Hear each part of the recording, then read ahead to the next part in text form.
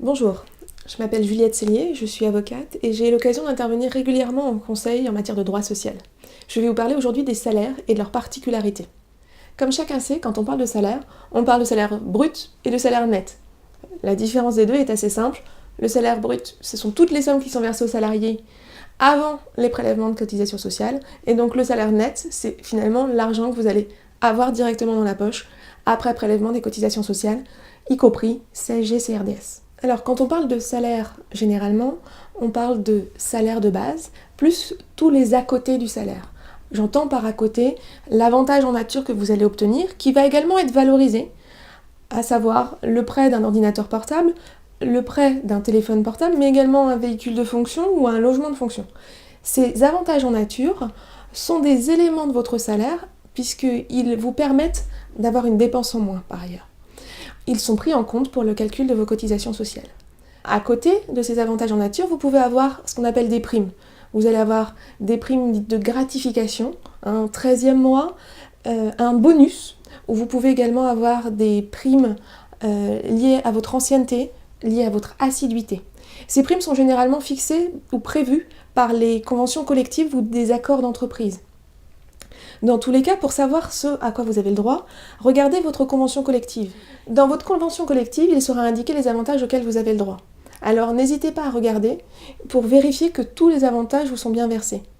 Par ailleurs, vous pouvez être le bénéficiaire de la prime au profit.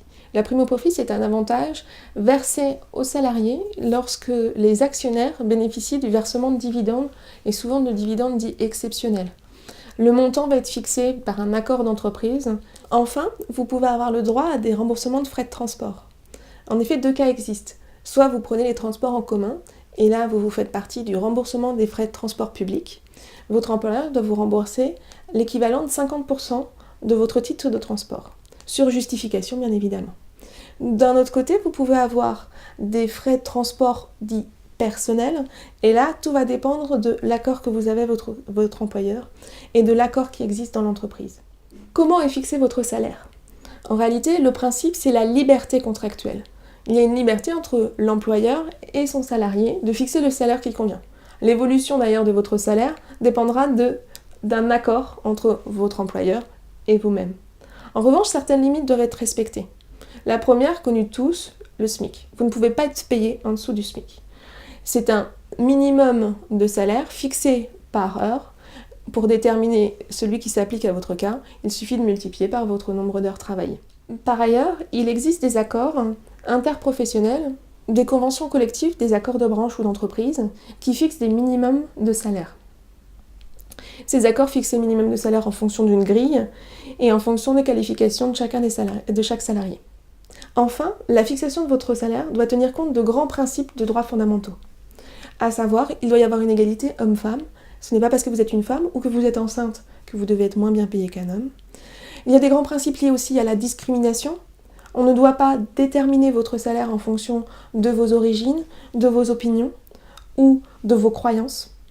Ce grand principe de discrimination s'applique d'ailleurs à tout le processus d'embauche. En effet, ce n'est pas parce que vous avez certaines particularités type une religion particulière ou une origine particulière que vous ne devez pas suivre le même processus d'embauche que l'ensemble des salariés. Et également, ce grand principe de non-discrimination s'applique aussi au fait que, pour un travail égal, le salaire doit être égal. Ce dernier principe doit être néanmoins regardé avec nuance.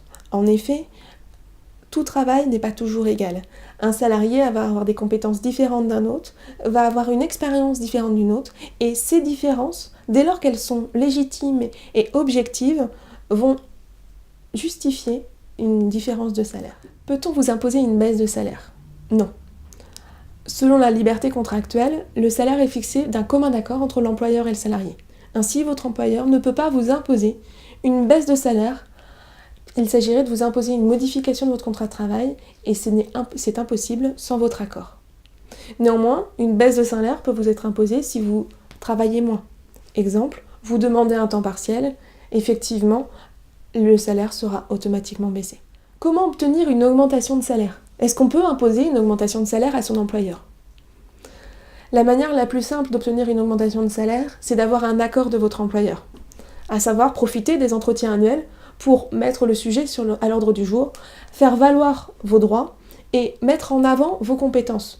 Préparez votre discours lors de votre entretien annuel et justifiez votre demande d'augmentation. Pouvez-vous imposer une augmentation de salaire à votre employeur ? En fait, c'est plus délicat.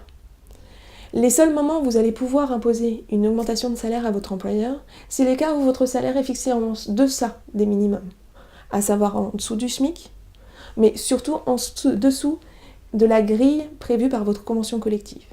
Ainsi, on vous attribue de nouvelles tâches, vous augmentez votre niveau dans la hiérarchie, vérifiez votre convention collective, vérifiez le barème de la convention collective pour regarder si vous êtes toujours au-dessus du minimum de la grille prévue.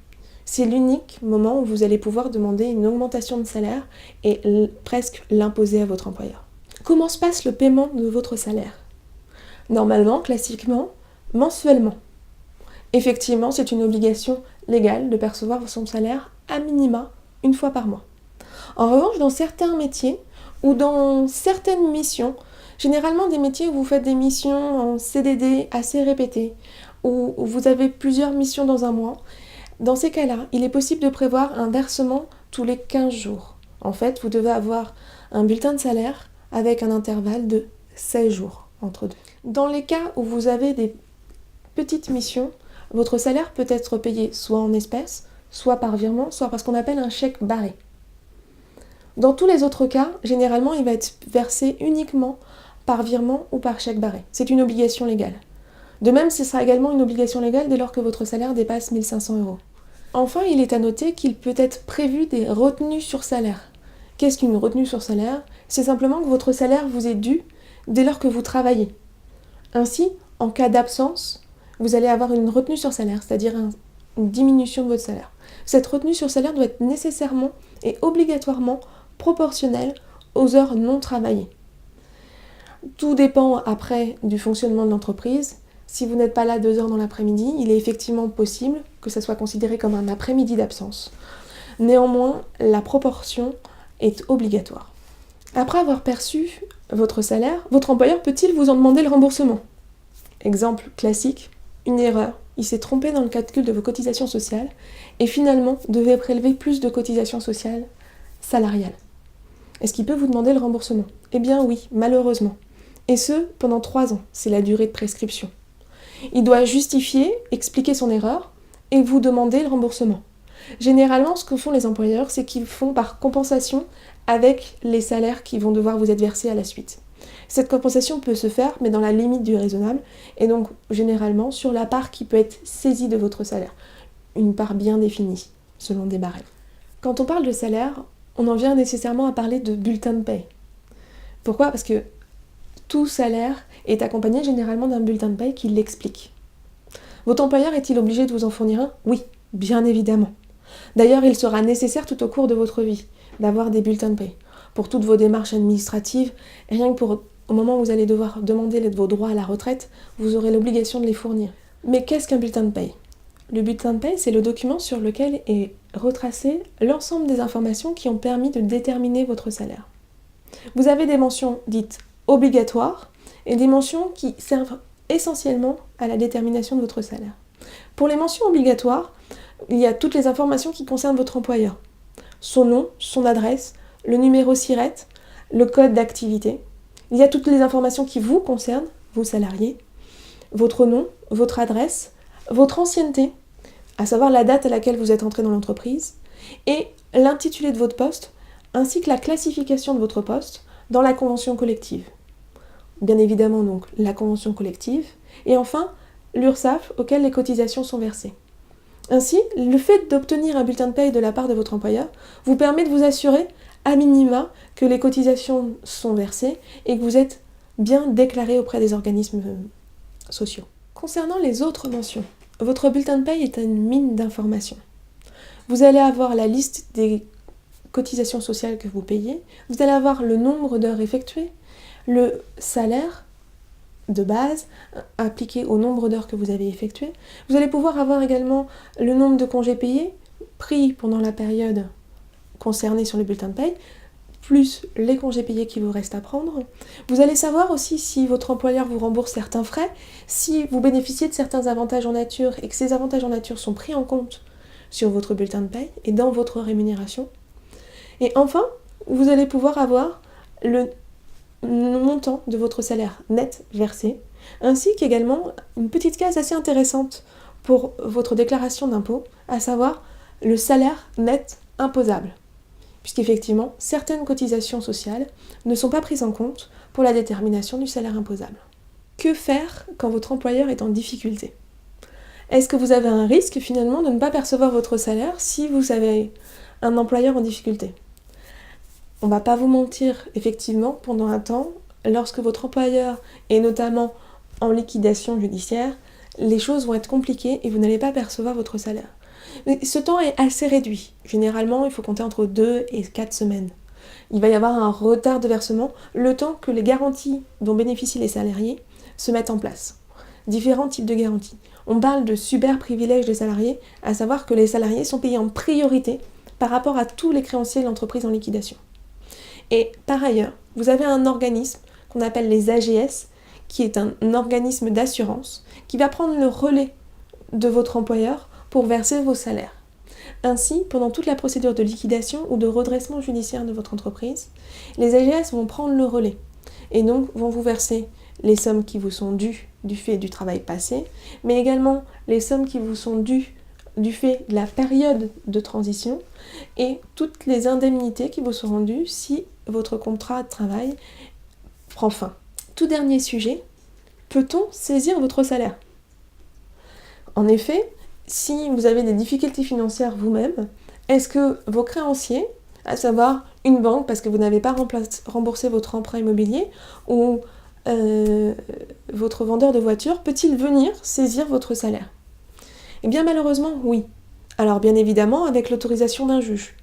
Mais il pourra venir saisir une partie de votre salaire. Puisque comme le salaire a un caractère d'aliment, à savoir qui vous permet de vivre, simplement une portion de votre salaire est dite saisissable.